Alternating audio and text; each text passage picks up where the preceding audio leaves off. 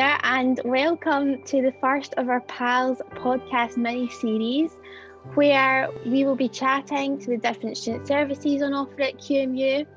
I'm Megan, and a fourth year business management student at QMU and a PALS leader, and I'm here with Sarah from the Counselling service.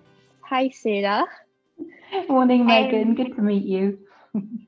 So for students that aren't aware of the Counselling service at QMU, I think the main thing that they'd be interested in is what a session would look like and what's the process behind booking and securing an appointment. So let's take a look at that first point. So how can students get in touch with the Counselling service and book a session? Yeah, so it's really easy. We simplified it over the years. So now if a student's not been in touch with us at all before, so they just email counselling@qmu.ac.uk, and there's just a few practical questions that we need to ask around setting up an initial session. And that's it really. We've got an agreement that we ask students to sign and read just around confidentiality and physical distancing if it's an in-person session.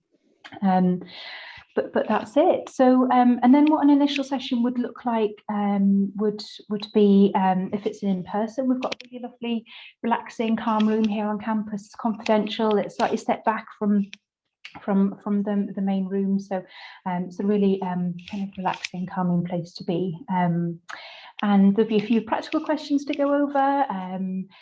Bits of information to gather, and the kind of main focus really would be that the main thing that's going on for the student at that time, what they're wanting to look at in counselling, and whether short-term counselling would be the right and most helpful thing for them at this time. And we also have some sessions over Teams as well. Students tend to be okay with having their videos on because they like to make that connection with the counsellor. And some students also like a phone session as well, and they like the anonymity of that. So that's kind of generally what a session would look like. And we try and take the lead from the student in what they're wanting to talk about and where they're wanting to go, but we're also really much alongside and in that with them in the process. So great. So when students book a session and they've done that initial session with you, are they committed to a certain amount of sessions, or is this something that can be flexible? Yeah, no, that's a really good question. That's often some things that students are wondering.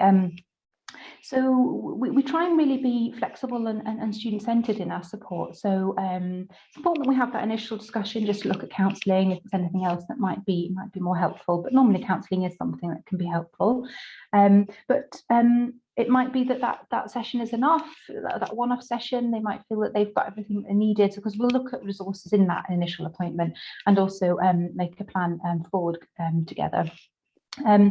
And there's certainly lots of resources that we can signpost to. Other students might prefer a check-in session, which isn't counselling. It's more half-hour sessions where they can talk about more practical strategies. So that's one thing. And then the other options are counselling, and we offer up to 6 sessions now. So that's not including the initial ones. That's on top of that. And we have 2 options. One is that those sessions can be up to 6 and we review them halfway through. So some students might find that halfway through they feel that they've got everything they needed and they're feeling in a better place just to kind of move on by themselves. And those can be either every week or every other week, so they can also be spread out. Some students really prefer that option. And we also now have something called one-at-a-time counselling, where students can book those up to 6 sessions as and when they feel that they want them, when they feel that the most benefit from them. Great. They can really spread them out, or they can have them regularly. It's really up to them about when they feel that they have the most benefit from them. And they don't have to have all 6 at all. We also have some evening availability as well, because some students really benefit from that when they've got placement or they've got really tight work commitments that mean that they can't have sessions during the day, Monday to Friday, 9 to 5. So but we tend to not have those in our diary, so they're kind of reserved, because there's less of them in the evening, but we have those available. Yeah, that's great that there's different options available for different students.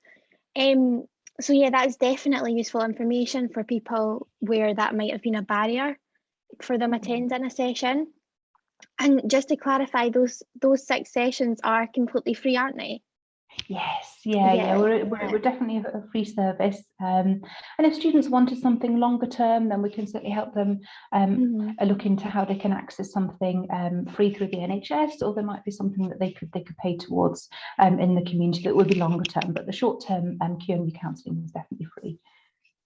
Okay, I think another important area to cover while we're discussing the service is the waiting list. So what are the waiting lists currently? We don't have a waiting list. We haven't had one at all this last year. Wow. Yeah, because we now have, there's 3 of us in the counselling team. So most students, we've been able to get an initial session booked in within the first 3 working days of them contacting us. Oh, perfect. So our average for the last academic year was within 5 working days, we've been able to see them for an initial appointment. And subsequent sessions, there's been no waiting list. So. And I think, you know, for some students, sharing their personal information and experiences might be quite daunting, especially if they're maybe concerned about how this information could be used and shared. So what is the confidentiality policy?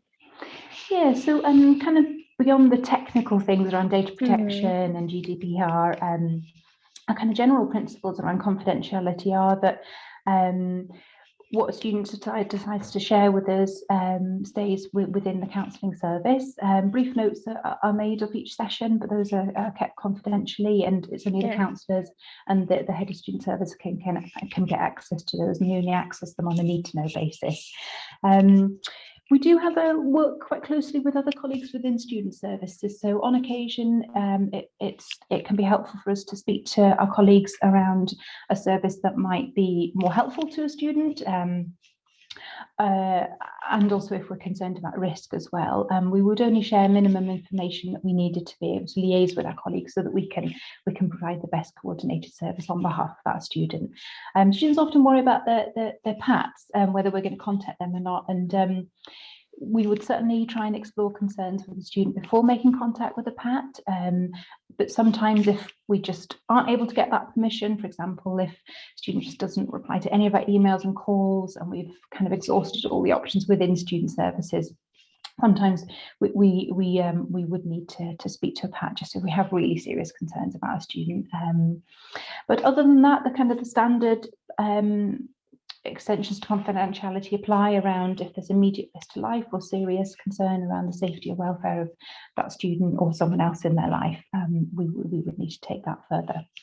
And again, we would try and explore those concerns with the student, but sometimes it's just not possible, for example, in an emergency. Yeah. Definitely. And students have the chance just to read through and agree to that agreement before they access the service or before they start a session. So they can certainly read through that and get more information in detail. Yeah, definitely. So hopefully if there's a student listening to this and confidentiality was a concern, that's put those worries at ease. And obviously, if students want to read more about confidentiality, as you said, they can look on the dedicated services page on the QMU website. Yeah. So what's also quite interesting and maybe something that students haven't considered is the bibliotherapy. Yeah. And these recommendations can be found on the counselling services page on the QMU website as well. So for listeners that are maybe unaware of what this is, do you want to give sort of a brief explanation? Yeah, so bibliotherapy is just one of the resources that we have here at QMU, and it can be a really useful way of looking into more depth about an issue at the student's own pace. And often when we're reading or listening to an audiobook by ourselves, different thoughts can come up than when we're talking about it to somebody. And a lot of these books also have worksheets and tips and suggestions that students can go through. For example, prompting journal writing, that can be a really useful way of checking in with yourself and what's going on and what can be helpful.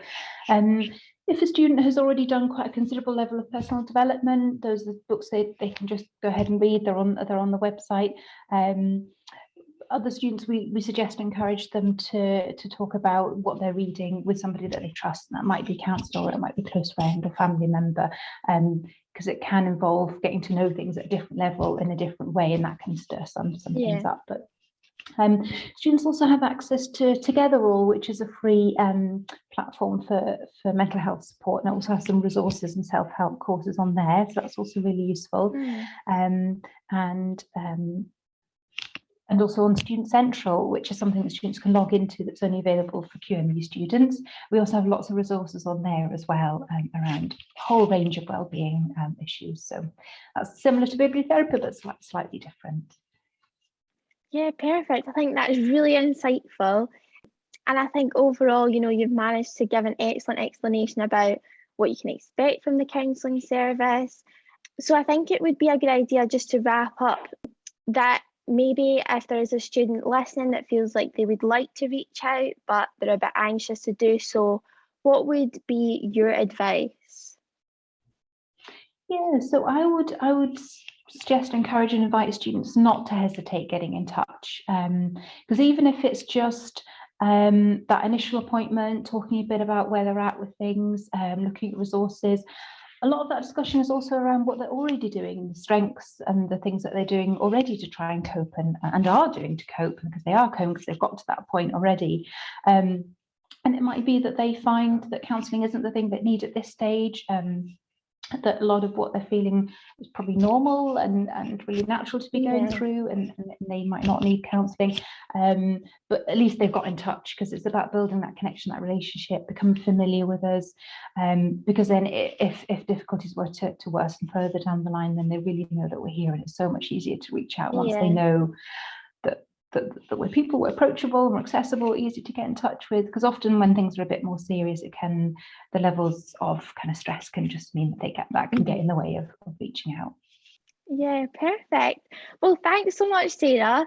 So remember that you can get in touch with the counselling service through counselling@qmu.ac.uk or by calling 0131 474 0000 and ask for student services when prompted.